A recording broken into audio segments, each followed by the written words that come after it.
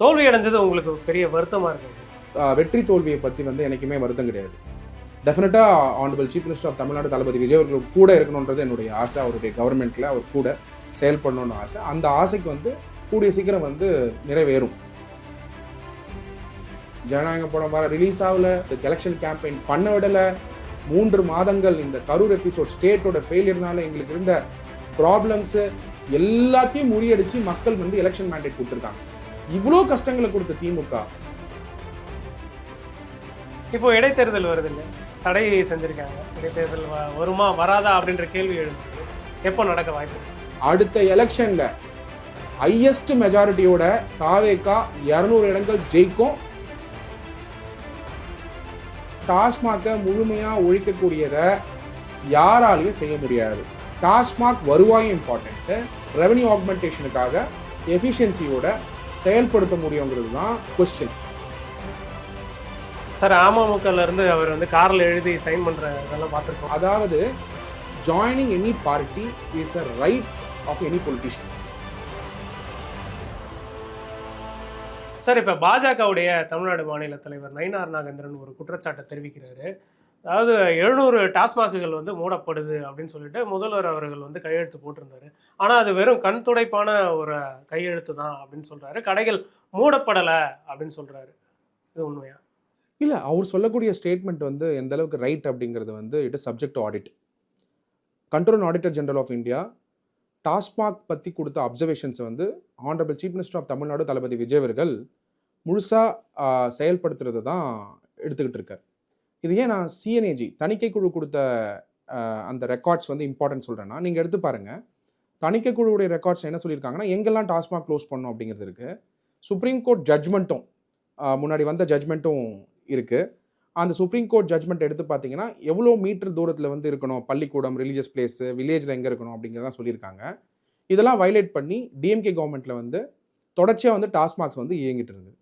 இப்போ இந்த 700 டாஸ்மாக்ஸை க்ளோஸ் பண்ணுற ஆர்டர் ஒரு பக்கம் இருந்தாலுமே க்ளோஸ் பண்ணிவிட்டு ஓப்பன் பண்ணக்கூடாதுன்னு கிடையாது. நல்லா புரிஞ்சுக்கோங்க. எங்கே க்ளோஸ் பண்ணணும், எங்கே ஓப்பன் பண்ணணும் இருக்கு. மெயின் ரோட்ஸில் இருக்கக்கூடாது, கோவில் பக்கத்தில் கோவில் பக்கத்தில், ஸ்கூல் பக்கத்தில், அது க்ளோஸ்டு. பட் ரீலொகேட் பண்ணியிருக்க வாய்ப்பு உண்டு. ஆனால் மூடலை அப்படின்றது தான் அவர் சொல்கிறாரு. இல்லை, அவர் சொல்லக்கூடியது ஒரு பார்ட் ஆஃப் இன்ஃபர்மேஷன் தான் கொடுக்குறாரு. மூடலைங்கிறது திருப்பி ரீஓப்பன் பண்ணது வந்து வேற லொக்கேஷன் ரீஓப்பன் பண்ணதை வந்து மூடலைன்னு சொல்கிறாரா, மூடிட்டு வேற இடத்துல வந்து ரீலொகேஷன் பண்ணது வந்து அப்பா அந்த ரூல்ஸ் அண்ட் ரெகுலேஷன்ஸ் படி, அது மட்டும் இல்லாமல் சுப்ரீம் கோர்ட் கைட்லைன்ஸ் படி அதை மாற்றி அமைச்சதை மூடலைன்னு சொல்கிறாராங்கிறது தான் கேள்வி. So there is no clarity. Knowing all this, 700 டாஸ்மாக்ஸை க்ளோஸ் பண்ணது உண்மைதான். அதை ரீலொகேட் பண்ணி இப்போ வந்து கரெக்டாக அமைச்சு வச்சிருக்கிறதும் உண்மைதான். இன்னொன்று நீங்கள் புரிஞ்சுக்கோங்க, டாஸ்மாகை முழுமையாக ஒழிக்கக்கூடியதை யாராலையும் செய்ய முடியாது. நயினார் நாகேந்திரன் அவர்களுடைய கட்சி ஆட்சிக்கு வந்தாலும் செய்ய முடியாது. ஃபஸ்ட்டு கட்சி ஆட்சிக்கு வர முடியாது. ஒரு சமயம் வந்தாலும் செய்ய மாட்டாங்க. அப்படி செய்கிறதா இருந்தால் மற்ற மாநிலத்தில் பண்ணிட்டாங்கன்னா நான் கேட்பேன். அப்படி யாராலையுமே செய்ய முடியாது. டாஸ்மாக் வருவாயும் இம்பார்ட்டண்ட்டு. டாஸ்மாகை வந்து எப்படி வந்து ரெவன்யூ ஆக்மெண்டேஷனுக்காக எஃபிஷியன்சியோட செயல்படுத்த முடியுங்கிறது தான் கொஸ்டின். படிப்படியாக நீங்கள் குறைக்கிறதுக்கான முயற்சி எடுக்கலாமே தவிர டாஸ்மாகை வந்து இப்போதைக்கு தமிழ்நாட்டில் வந்து முழுமையாக எடுக்கிறது வந்து எந்த அரசாங்கத்தாலையும் முடியாது. ஒரு ஸ்டெப்பாக இப்போ 700 ஷாப்ஸை வந்து க்ளோஸ் பண்ணுறதுக்கான முயற்சி எடுத்திருக்காங்க, ரீலொகேஷனுக்கான முயற்சி எடுத்திருக்காங்க. ஒரு ஸ்டெப்பாக படிப்படியாக தான் சரி பண்ண முடியுங்கிறது வந்து மக்களுக்கும் தெரியும், கவர்மெண்ட் அஃபிஷியல்ஸ்க்கும் தெரியும், உங்களுக்கும் அது தெரியும். அதனால் வந்து இட் டேக்ஸ் டைம். அதனால் நயினார் நாகேந்திரன் அவர்கள் முழுமையாக ஒரு விஷயத்தையும் வந்து நாங்கள் தமிழ்நாடு அரசாங்கம் பண்ணக்கூடிய விஷயத்தை ஆர்டிஐ வழியாகவும், அது மட்டும் இல்லாமல் சுப்ரீம் கோர்ட் கைட்லைன்ஸ் வழியாகவும், அதுக்கப்புறம் பாஸ் பண்ணியிருக்கக்கூடிய ஆர்டர்ஸ் வழியாகவும் முழுமையாக தெரிஞ்சுக்கிட்டு அதை மக்கள்கிட்ட கன்வே பண்ணால் கட்டாயமாக அவர் ரெப்ரசன்ட் பண்ணுற பார்ட்டிக்கு ஏதாவது ஒரு மரியாதை கிடைக்கும். தப்பாக பேசினா கட்டாயமாக யாரும் நம்ப மாட்டாங்க. இன்றைக்கி எப்படி மக்கள் பார்க்குறாங்கன்னா, எந்த ஒரு லீடர் பேசினாலுமே நம்மளுடைய தளபதி விஜய் அவர்களுடைய அரசாங்கத்து மேலே ஏதாவது ஒரு முயற்சி டெய்லி அவதூறு ஸ்ப்ரெட் பண்ணோம், அவதூறாக தான் பார்க்குறாங்க. இப்போ நான் எக்ஸ்பிளைன் பண்ணிட்டேன். இந்த மாதிரி நயினார் நாகேந்திரன் அவர்களை உட்கார்ந்து எல்லா ரெக்கார்ட்ஸையும் வச்சுக்கிட்டு எக்ஸ்பிளைன் பண்ண சொல்லுங்கள். I'm not challenging. இன்றைக்கி மக்கள் பார்த்தீங்கன்னா இந்த மாதிரி எக்ஸ்பிளனேட்டரி வீடியோ தான் பார்க்குறாங்க. நீங்கள் ஒரு மேடை ஏறி ஒரு ப்ரெஸ் மீட் டைப்லையோ இல்லாட்டி நீங்கள் உட்காந்து ஒரு 5 நிமிஷம் ஒரு ஸ்டேட்மெண்ட்டை கொடுத்துட்டு போகிறத அவதூறாக தான் பார்க்குறாங்க. எப்படி பார்க்குறாங்க? அவதூறா இன்னைக்கு வந்து எக்ஸ்பிளனரி ஸ்டேட்மெண்ட், கண்டென்ட் வந்து எக்ஸ்பிளனரி ஸ்டேட்மெண்ட்டுக்கு தான் வேல்யூ உண்டு. எக்ஸ்பிளனேஷன், மேகதாது ப்ராஜெக்ட்னா ஹிஸ்ட்ரி என்ன, அது எப்படி வந்து தமிழ்நாடுக்கு பாதிக்குது, இன்னைக்கு என்ன stand point honourable chief minister of Tamil Nadu Thalapathy Vijay அவர்கள் எடுத்தாருன்றது தான் இன்னைக்கு இருக்க யங்ஸ்டர்ஸ்க்கு பிடிச்சிருக்கு. என்ன விஷயமே தெரியாமல் ஒரு கமெண்ட் கொடுக்கறது அது பழைய ஸ்டைல். அதுதான் வந்து நயனா நாகேந்திரன் பண்ணிக்கிட்டு இருக்காரு. இந்த ஸ்டேட்மெண்ட்டை பேசுங்க சார்னு யாரோ எழுதி கொடுத்துருக்காங்க, அவர் அதை பேசிட்டாரு, அதை வச்சு நீங்கள் கொஸ்டின் கேட்குறீங்க. எனக்கு இது வாய்ப்பு. ஏன்னா நீங்கள் கேட்கக்கூடிய ஒரு கிரிட்டிசிசமும் இட் இஸ் அன் எக்ஸ்பிளனேஷன். நான் உங்களுக்கு கொடுத்துருக்கேன். என்ன கொடுத்துருக்கேன்? சுப்ரீம் கோர்ட் ஜட்மெண்ட் பேஸ் பண்ணி நாங்கள் வந்து டாஸ்மாகோட சீரமைக்கிற வேலையை செஞ்சுட்ருக்கோம். ரெண்டாவது, டாஸ்மாகில் வந்து எஃபிஷியன்சி கொண்டு வர பார்த்துட்டு இருக்கோம். இன்வாய்சிங் சிஸ்டம் கொண்டு வந்துட்டு இருக்கோம். ஈவன் ஸ்கிராப் எப்படி வந்து டிஸ்போஸ் பண்ணி அக்கௌண்டபிளில் கொண்டு வரணுன்றதுக்கான முயற்சியை தமிழ்நாடு அரசாங்கம் எடுத்துகிட்டு இருக்காங்கன்றத முழுமையாக அந்த காணொலி வழியாக சொல்லிட்டு இருக்கேன். சார், இப்போ உங்களோட இந்த தேர்தல் பயணத்தில் நிறைய பேர் வந்து பங்கெடுத்து இருந்தாங்க. தோல்வி அடைஞ்சது உங்களுக்கு பெரிய வருத்தமாக இருக்கா சார்? எலெக்ஷன் பொறுத்த வரைக்கும் வெற்றி தோல்வியை பற்றி வந்து எனக்குமே வருத்தம் கிடையாது.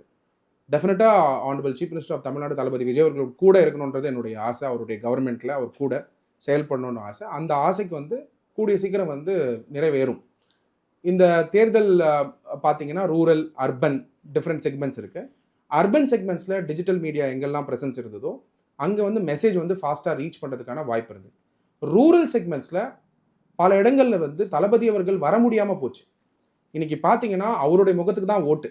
அர்பன் ஏரியாவில் அவர் முகத்துக்கு தான் ஓட்டு, யார் கேண்டிடேட்னே தெரியாது. ரூரல் ஏரியாஸ்லையுமே சப்ஸ்டான்ஷியலாக ஓட்டு வாங்கியிருக்கும். சப்ஸ்டான்ஷியலாக 83,376 ஓட்ஸ், ஒரு 1,200 ஓட்ஸ் வந்திருந்தால் we have won. இந்த மாதிரி பார்த்தீங்கன்னா நிறைய சீட்ஸில் வந்து ஒரு சில பேர் வந்து 2ஆம் இடத்துல வெற்றி அடைஞ்சிருக்காங்க.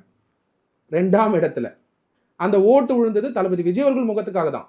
அப்போது ஒரு கான்ஸ்டியூன்சிக்குமே, ரூரல் கான்ஸ்டியூன்சிக்கு அவர் வர முடியாமல் போனது காரணமும் திமுக தான். அவர் வர முடியாமல் போனது காரணமும் திமுக தான். எப்படி சொல்கிறீங்க? நீங்கள் பர்மிஷன்ஸ் கேட்கும் போதெல்லாம் ஜூன் மாதம் ஜூலை மாதம் எஸ்ஓபி போட்டிருக்கலாம். ஸ்டேட் வந்து எஸ்ஓபி போடுங்கன்னு கரூர் எபிசோடுக்கு முன்னாடியே நாங்கள் நீதிமன்றத்துக்கு போனோம். டிவிக்கு எஸ்ஓபி போட்டு ஃப்ரீ அண்ட் ஃபேர் எலெக்ஷனுக்கான சப்போர்ட்டை திமுக அரசாங்கம் வந்து செயல்படுத்தி கொடுத்துருந்தாங்கன்னா, அவங்க எப்படி கேம்பெயின் பண்ணுறாங்களோ அது பண்ணுறதுக்கான வாய்ப்புகளை எங்களுக்கும் கொடுத்துருந்தாங்கன்னா எல்லா ரூரல் ஏரியாவுக்கும் ஒரு ட்ராவல் பண்ணியிருக்க வாய்ப்பு உண்டு.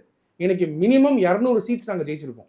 ஆனால் அவர் சனிக்கிழமை மட்டும் தானே பிரச்சாரத்தையே செஞ்சுட்டு இல்லை, பர்மிஷன் கிடைக்கல. நீங்கள் வந்து அப்படி நீங்கள் சித்தரிக்க பார்க்குறீங்க. எந்த நாளுக்கு வேணாலும் நாங்கள் போக ரெடியாக இருந்தோம். ஆனால் பெர்மிஷன்ஸ் கொடுக்கல அப்போ இருந்த திமுக அரசாங்கம். எலெக்ஷன் டைம்லையுமே குறுகிய காலங்களில் பெர்மிஷன்ஸ் வந்து நிறைய இடத்துல டினை ஆகப்பட்டது.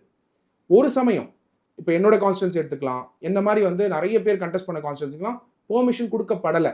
அந்த இடம் நெரிச்சலாக சின்னதாக இருக்குது, ஆக்சஸ் ஆஃப் த ரோட்ஸு, இதெல்லாம் வந்து கேம்பெயினுங்கிறது லாங் டேர்ம் பிளானிங்கில் பண்ண வேண்டியது. அப்போது தளபதி அவர்கள் எங்கெல்லாம் போனாரோ அவர் ஜெயிச்சிட்டார். எங்கே போக முடியலையோ அங்கே வந்து 2ஆம் இடத்துல நிறைய பேர் ஜெயிச்சிருக்காங்க. 1000 ஓட்டு, 500 ஓட்டு, ஒரு சில இடத்துல பார்த்தீங்கன்னா 200 ஓட்டில் வந்து 2ஆம் இடத்துல ஜெயிச்சிருக்காங்க. 2ஆம் இடத்துல ஜெயிச்சிருக்காங்க. ஏன்னு சொல்கிறேன்னா தளபதி வந்திருந்தால் முதல் இடத்துல ஜெயிச்சிருப்போம், இன்னைக்கும் ஜெயிச்சிருக்கோம். தோல்வியை கூட வெற்றியை பார்க்குறீங்க? இல்லை, செகண்ட் பிளேஸ் தான் அங்கே ஜெயிச்சிருக்கோம். ஏன் தெரியுமா? இவ்வளோ கஷ்டங்களை கொடுத்த திமுக ஜனநாயக படம் வர ரிலீஸ் ஆகல, அதுக்கப்புறம் வந்து எலெக்ஷன் கேம்பெயின் பண்ண விடலை. 3 மாதங்கள் இந்த கரூர் எபிசோட் ஸ்டேட்டோட ஃபெயிலியர்னால எங்களுக்கு இருந்த ப்ராப்ளம்ஸு எல்லாத்தையும் முறியடிச்சு மக்கள் வந்து எலெக்ஷன் மேண்டேட் கொடுத்துருக்காங்க.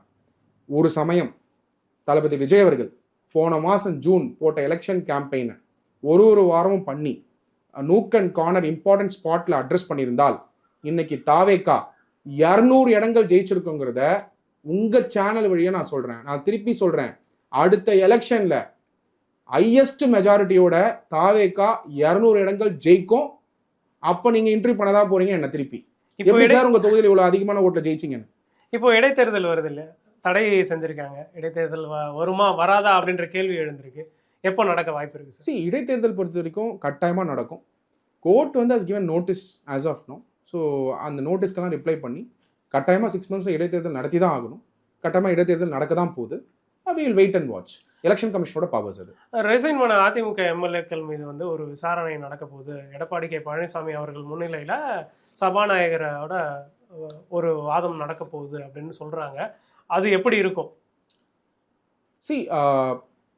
As per constitution of India speaker has the power to call for. அப்போ நடந்த அந்த ப்ராப்ளம்ஸ்க்கு இப்போ கால் ஃபார் பண்ணுறாரு. கால் ஃபார் பண்ணி ஸ்டேட்மெண்ட்ஸ் எடுக்கிறதுக்கான பவர் உண்டு. He can adjudicate the matter. So அந்த அட்ஜுடிகேஷனை அவர் பண்ணுறாரு. அதனால் we have to wait and watch எப்படி வந்து as per the schedule of the constitution of India படி அந்த ரைட்ஸை வந்து அவர் எக்ஸசைஸ் பண்ணி அவரோட ரோலை வந்து ப்ளே பண்ணி அவர் வந்து அவங்க தரப்பு வாதங்களை கேட்கறதுக்காக கூப்பிட்றாரு. ஒரு நீதிமன்றம் மாதிரி தான், ஆனால் நீதிமன்றம் கிடையாது. ஒரு ஹார்ஸ் ரைடிங் நடந்திருக்கோ அப்படின்ற ஒரு குற்றச்சாட்டு இருக்கு இல்லையா? ஹார்ஸ் ரைடிங் பண்ணது திமுக தான். அரெஸ்ட் எவ்வளோ பேர் ஆகிட்டு இருக்காங்க பாருங்க. போலீஸ் வந்து தொடர்ச்சியாக அரெஸ்ட் பண்ணிட்டு இருக்காங்க.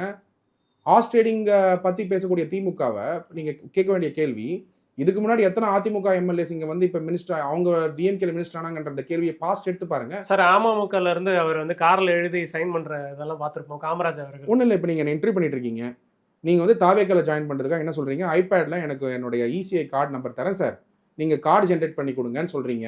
எஸ்எஸ் நியூஸ்லேருந்து உங்களை ஹார்ஸ் ரைடிங் பண்ணுறேன்னா, உங்களுக்கு ஜென்ரேட் பண்ணி கொடுக்குறேன், கட்சியில் ஜாயின் பண்ணுறீங்க, உங்களுக்கு விருப்பம் இருக்குன்றதை எனக்கு புரிஞ்சுக்க முடியுது. அப்படி நான் ஜென்ரேட் பண்ணி கொடுக்கறது வந்து நீங்கள் எப்படி எடுத்துக்க முடியும்? அதாவது joining any party is a right of any politician. Okay, இந்த பார்ட்டிலேருந்து இன்னொரு பார்ட்டி போகிறாங்கன்னா அவங்களோட ரைட் அது. இல்ல அப்ப அது டெமோக்ராட்டிக் ஆகாதா? எம்எல்ஏ வந்து அப்படி போகும்போது ஆன்டி டிஃபெக்ஷனுங்கிறது வேற. அதை பற்றி நீங்கள் டீட்டெயிலாக நம்ம எக்ஸ்பிளேஷன் நம்ம கோ த்ரூ பண்ணுவோம். அதை நீங்கள் டீட்டெயில்டாக நீங்கள் ஒரு ரிசர்ச் பண்ணிட்டு என்கிட்ட கேள்வி கேளுங்க, நான் அதை பற்றி பேசுகிறேன். Anti defection is different. DMK வைக்கக்கூடிய ஹார்ஸ் ட்ரேடிங் வந்து அந்த allegation is against democratic right. எங்க வெரி சிம்பிள். எலெக்ஷனுக்கு முன்னாடியும் எங்கள் நிலைப்பாடு ஒன்று தான், எலெக்ஷனுக்கு அப்புறமும் எங்கள் நிலைப்பாடு ஒன்று தான். ஆட்சியிலையும் பங்கு, அதிகாரத்திலையும் பங்கு, யார் வந்தாலும். அப்போது கூட்டணி விஷயம் பொறுத்த வரைக்கும் நாங்கள் என்றைக்குமே ஒரே நிலைப்பாடு தான், share in power, share in governance. Post போல் எங்கள் கூட வராங்க, அவங்க மினிஸ்டர்ஸ் ஆகிறாங்க. எல்லா கட்சிக்குமே மினிஸ்டர் ஆக்கியிருக்கோம் யாரெல்லாம் வந்து அலையன்ஸில் வந்தாங்களோ. அதில் நீங்கள் பார்த்தீங்கன்னா இது இன்றைக்கி தான் சொல்கிறோமா share in power, share in governance. எலெக்ஷனுக்கு முன்னாடியே share in power, share in governance. Election முன்னாடி நல்லாவே தெரியும் நாங்கள் சீஃப் மினிஸ்டர் தளபதி விஜய் அவர்கள் தான் சீஃப் மினிஸ்டர் ஆக போகிறாருங்க. அன்றைக்குமே share in power, share in governance தான் நாங்கள் சொன்னோம். என்றைக்குமே எங்கள் வார்த்தைகளில் மாற்றமே கிடையாது. ரெண்டாவது, மற்ற கட்சி நிர்வாகிகளும் தாவேக்கா வாங்கின எலெக்ஷன் மேண்டேட்டை பார்த்து ஒரு ஒரு ஒரு ரெஸ்பெக்டோட அவங்களா ரிசைன் பண்ணிட்டு இங்கே வந்து ஜாயின் பண்ணுறது ஒரு பொலிட்டீஷியனுடைய டெமோக்ராட்டிக் ரைட். அவங்க எக்ஸ் எம்எல்ஏவாக இருக்கலாம், சிட்டிங் எம்எல்ஏவா ஜெயிச்சுட்டு ரிசைன் பண்ணிட்டு வரதும் அவங்களோட ரைட்டு தான். ரிசைன் பண்ணிட்டு இங்கே வராங்க. மக்கள் ஒரு தீர்ப்பு கொடுத்துருக்காங்க, அதாவது அந்த கட்சிக்கு கொடுத்துருக்காங்கன்னு வச்சுக்கோங்களேன். அப்போ டெமோக்ராட்டிக் ரைட். மக்கள் இது பண்ணதும் சரி. ஒரு பக்கம் வந்து அரசு செலவு செஞ்சிருக்கு, ஒரு மிகப்பெரிய ஒரு செலவு செஞ்சு தேர்தல் நடந்திருக்கு. அது வந்து ஒரு கேலி சித்திரமா பார்க்கப்படுது. அதாவது கான்ஸ்டியூஷன் ஆஃப் இந்தியா அரசியல் சட்டத்தில் பண்ணக்கூடாதுன்னு ஏதாவது ரெஸ்ட்ரிக்ஷன் இருக்கா, ப்ரொஹிபிஷன் இருக்கா? நீங்கள் எம்எல்ஏ ஆகிறீங்க ஒரு கட்சியில், அதிமுக நீங்களா டிசைட் பண்ணுறீங்க இனிமே இந்த கட்சி ஃபியூச்சர் இல்லை, ரிசைன் பண்ணிட்டு எது ஃபியூச்சரிஸ்டிக்காக இருக்கோ, எங்கே யூத்ஸ் இருக்காங்களோ அப்படின்னு சொல்லிட்டு நீங்களே வந்துடுறீங்க. அது யாரால் தடுக்க முடியுமா? சட்டத்தில் இடம் இருக்கா? அது தவறு இல்லையா அப்படின்னு முடியுமா? தவறு. நீங்கள் மாரல் கிரவுண்டுக்கு போனீங்கன்னா சட்டத்தை பற்றி பேசக்கூடாது. நீங்கள் மாரல் கிரவுண்டுக்கு போனீங்கன்னா சட்டத்தை பற்றி பேசக்கூடாது. மாரல் கிரவுண்டும் சட்டமும் ஒரு சில நேரங்களில் சேர்ந்து இயங்கும். ஒரு சில நேரங்களில் மாரல் கிரவுண்டு வேற, லீகல் கிரவுண்டு வேற. நான் பேசுறது லீகல் கிரவுண்ட். நீங்கள் வந்து அந்த கட்சியில் எம்எல்ஏ ஆனீங்க, நீங்களா உணர்றீங்க டிவிக்கே தான் ஃபியூச்சர்னு, நீங்களே உணர்ந்து நீங்களே ரிசைன் பண்ணிட்டு இந்த கட்சியில் வந்து எந்த பதவியும் இன்னும் கொடுக்கப்படலை யாருக்குமே, இந்த கட்சியோட இணைஞ்சு ட்ராவல் பண்ணுறீங்க. ஃபியூச்சர் அடுத்த 50 வருஷம் தாவேக்கா தான் அப்படின்னு ட்ராவல் பண்ணுறதுக்கான முடிவு எடுக்கிறீங்க. அந்த முடிவு நீங்கள் எடுக்கிறீங்க. அப்போ நீங்கள் வர்றதை யாராவது தடுக்க முடியுமா? தடுக்க முடியாது. அவங்களுக்கு கட்சி பிடிச்சிருக்கு, யூத்தோட மூவ்மெண்ட் பிடிச்சிருக்கு. இதை தாண்டி கரிஸ்மேட்டிக் லீடர்ஷிப் ஆஃப், அதுதான் பிரைமரியே, கரிஸ்மேட்டிக் லீடர்ஷிப் ஆஃப் தளபதி விஜய் அவர்களுடைய ஆட்சி பிடிச்சிருக்கு, அவங்க வராங்க. அவங்க டெமோக்ராட்டிக் ரைட், அது தலைவரோட முகத்துக்காக தான் அவங்களும் வராங்க, விஜய் அவர்களுடைய முகத்துக்காக தான் அவங்க வராங்க. அப்படின்னும் பொழுது அந்த டெமோக்ராட்டிக் ரைட்டை நீங்கள் வந்து பண்ணக்கூடாதுன்னு சொல்கிறதுக்கு நீங்களும் சொல்ல முடியாது, நானும் சொல்ல முடியாது.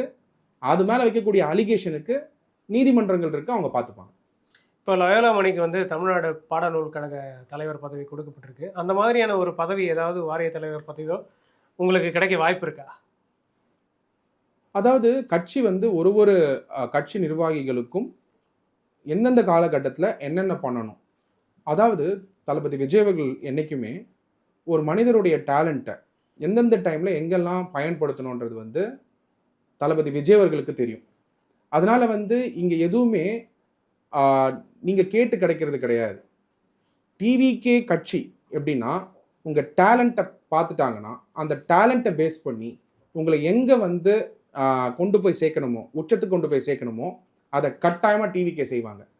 நீங்கள் கேட்குற கேள்வி டிஎம்கேல கேட்க வேண்டிய கேள்வி. இல்லைக்கு என்னுடைய அன்பு நண்பர் வேளாமணியாக இருக்கட்டும், என்னுடைய அன்பு நண்பர்கள் இன்னைக்கு இருக்கக்கூடிய எம்எல்ஏஸ் வந்து மினிஸ்டர்ஸ் ஆனவங்களா இருக்கட்டும், எம்எல்ஏஸாக இருக்கட்டும், எல்லாருக்குமே அவங்க திறமையை பார்த்து, அது மட்டும் இல்லை 30-40 வருடங்கள் விஜய் மக்கள் இயக்கத்தில் தங்களுடைய வாழ்க்கையை தியாகம் பண்ணிட்டு வந்தவங்க. நல்லா புரிஞ்சுக்கோங்க.